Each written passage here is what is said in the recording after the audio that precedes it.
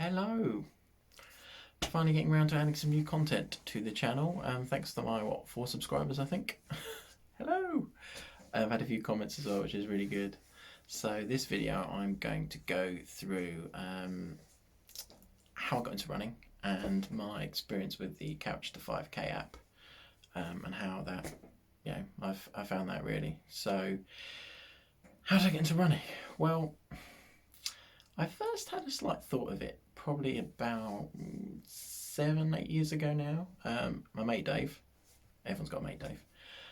He went into the London Marathon, and my wife and I went up to London and supported him. And it's the first time I've ever been to the London Marathon, and it was phenomenal.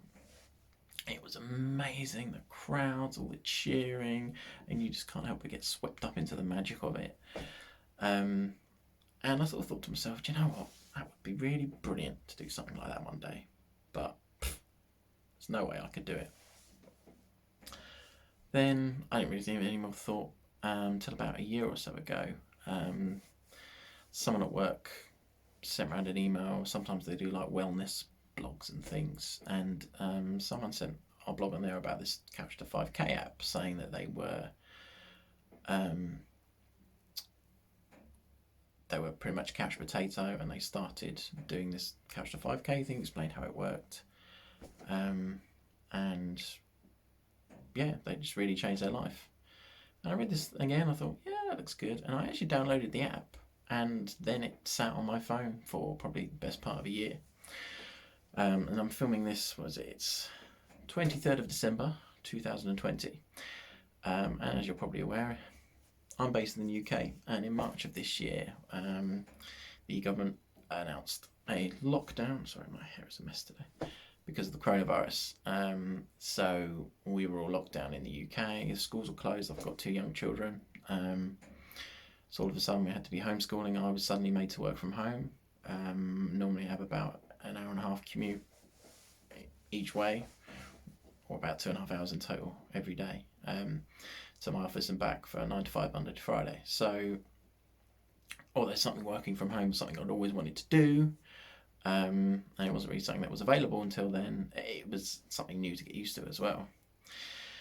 So all that hit, it was a very stressful time. I started comfort eating a lot, as I do, and I started drinking a lot.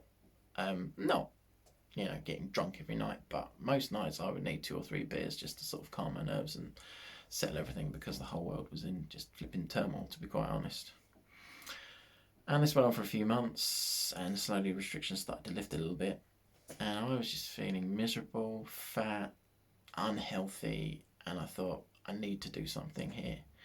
I was also worried because our Prime Minister, he actually went into hospital with COVID, and he was really quite ill, and it turned out it was apparently a bit of a touch or go situation as to whether he was going to live, and he's in his 50s, 60s maybe, quite overweight, and there's more stuff circling around about this virus that target, men, overweight men are more vulnerable, and it just made me worry a bit. I thought, you know what, because it affects your lungs and your respiratory system, I thought, mine is terrible.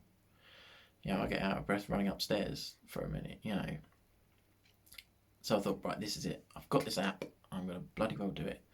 So on my first run, I went out, just had a pair of like cotton shorts that you normally wear, like cargo shorts. Some old trainers that I had in the bottom of my wardrobe from golly knows when. I used to play badminton, I think, 20 years ago. And just a cotton tank top t-shirt. And I went out, put my hat on, put my glasses on. Sunglasses, that is, because it was May at the time. So this was May of this year, 2020. And I did it. And so this is kind of, I guess, about my Couch to 5K experience. So Couch to 5K is an app. It's by the NHS, the National Health Service in England. And it basically is a program for 9 weeks to get you running up to half an hour non-stop. Ironically, the plan is not actually to get you to run 5K, technically, because not many people, especially starting out, are going to be running 5K in half an hour. It's going to be a lot, probably good 10 minutes longer than that, at best, I would say. So that's my first little gripe, but we'll get onto that. So, and it starts off very slowly. So I believe it was you 5 minute warm up walk, then you walk for 5 minutes or something, then you run for 1 minute, walk again for 5 minutes, run for 1 minute, and you do that 8 times or something. So, and my goodness, I had not run properly in a long time, and it was I actually thought I was going to have a heart attack. Well, it's slightly dramatic, probably not, but honestly, my heart had not beaten that fast in a very long time, and I was like, oh my god. But I did it. I thought, I'm not going to have a heart attack just running for a metre. I'm not that old, not that fat. So I did it. And then so then basically you then do it kind of every other day. I think I used to do, Monday, Wednesdays and Fridays normally.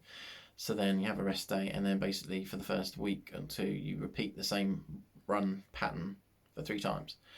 And it's quite good because you get an audio coach that you can choose that talks you through it. So you can have people like Joe Wiley, Sarah Millican, who's a comedian, and Michael Johnson, the American sprinter. So I was like, I'm definitely having him. All those gold medals and stuff, he knows what he's talking about when it comes to running. So he was my coach, and that was really cool. So they just talk you through it. They say literally, right, okay, you're going to run for a minute now. And they give you tips as well. Like, remember, it's a light jog. You don't want to be moving up and down too much. And as it progressed through, I found, the weeks get harder. So then you're running for, 2 minutes, resting for 5. And then eventually you're running for longer periods of time. And you then are walking for even shorter amount of time. And then it really ramps up. So week 5, the third day of that week, you end up having to run for 20 minutes non-stop. And for me, that was it's the scariest week. I joined a Facebook group about Couch to 5K, and everyone says, it's the dreaded week 5 run 3. And it was hard, but I did it. And I was so pleased with myself. I actually came home and I got a little bit emotional. And my wife was like, "You all right?" I said, "Yeah, I've just run for 20 minutes, like non-stop, without stopping, without walking." And a couple of months before that, I hadn't even run for a minute without stopping. And it was then I thought, you know what? I'm actually really enjoying this as well. And it's weird. As humans these days, I don't think we often get to push our limits and push our boundaries physically because we don't really have to anymore.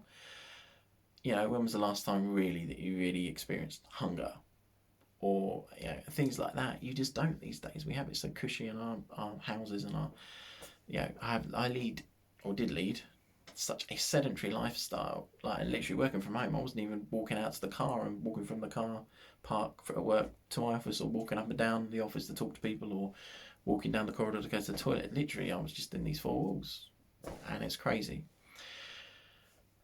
So that was brilliant. And then I carried on and I smashed the rest of the course. And so the first run of the last week, so week 9, that was it. Run for half an hour, job done. And I was like, this is a bit flat, really. And what I didn't like was that the final week was basically just the same recording 3 times. So it was literally the same recording and they repeated it. So literally at the end of your run, it goes, congratulations, you've reached your goal. Now, if this is your first time, don't forget to do it twice more.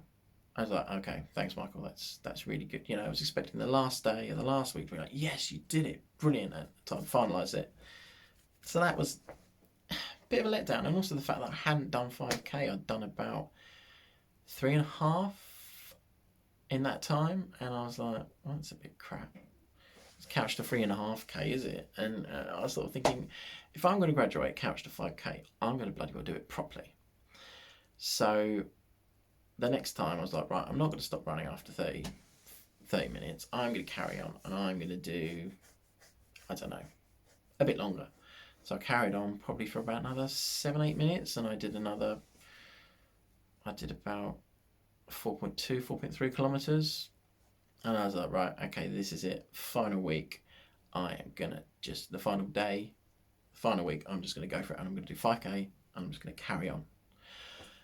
And I did, and it took me 43 minutes, but I did it. Because I have a sports watch thing, so that's where I log all my runs and distance and everything.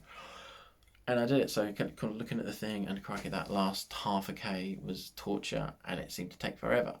But I was starting to go uphill as well at that point. But I did it. So I hit 5k, and I just felt amazing. So that then took me to the 27th of July, and after that, it was then I then kind of had to work out what to do afterwards. But I will tell you about that in the next video.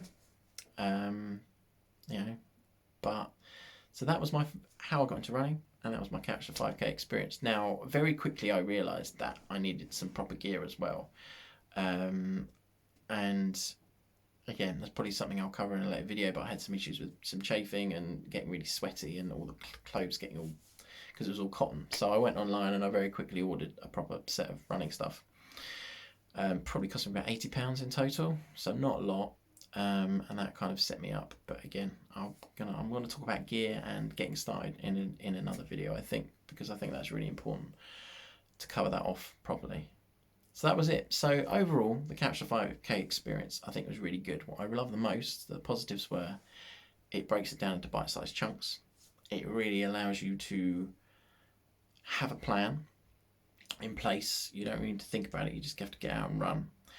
And also it allows you to sort of monitor your progress. I'm very much I used to play a lot of video games when I was younger, before I had kids, and I used to love all the games where you sort of the role-playing games where you level up, you become stronger, and you notice the difference in your character from the beginning to the end. And that's kind of how I felt. It was almost like, running the video game, but in real life. And I could see, I'm level 1, level 2, level 9,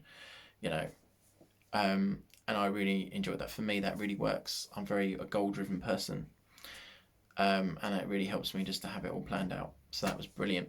The only downsides I would say, one, nowhere on the app does it ever mention about stretching and the importance of stretching to warm up. You do a 5-minute warm-up walk, which is good, and I do like to walk for a couple of minutes even now before I run.